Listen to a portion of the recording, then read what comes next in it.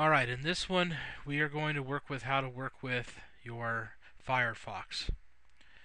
And there are quite a few features in here, so let's just kind of go through it real quick.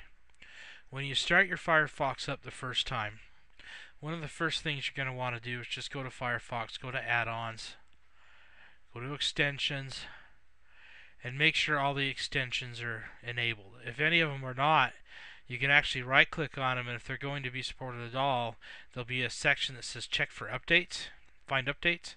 You select that and then it will find the update, and you just hit restart and it'll automatically enable it. That's one of the very first things you want to do, is make sure all your extensions are pre-enabled and good to go. At the moment we do have firefox included, but we have found that the default is actually faster and more reliable, so sticking with the default is recommended at this time for appearances. Once you've restarted Firefox and you got all your plugins done, you'll notice that your speed dial will come up, and the speed dial has less boxes than this out of the box, but it's easy to program. Click on an empty box, type in the address you want, and that's all you do to program your speed dial. If you want to remove one, right click on it and clear it out. That's all there is to it. As you open up multiple pages, you'll have what's called tab browsing. Tab browsing opens multiple pages across the top here in tabs, which gives you the ability to have several web pages open at one time in one window. And all you do is you just click on the tab. To close the tab, all you do is you click the X, and the X will close the tab.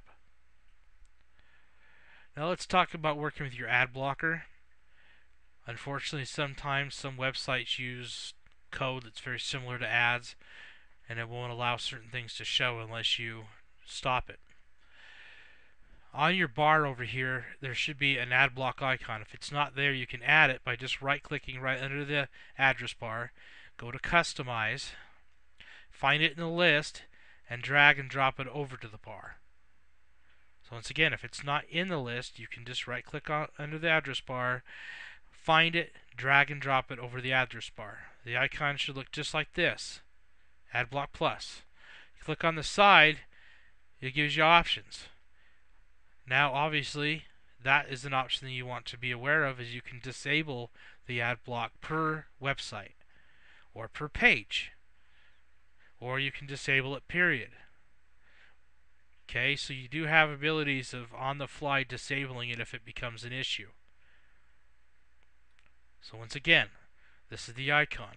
If it's not there and it's missing, just right click, go to Customize, find it in the list, drag and drop it over, click on the arrow, and there's your ad block options to turn it off per page or per site or whatever. Other things to be aware of: there are other plugins that you can install just by simply going to add-ons, extensions, and then type in what you might be looking for.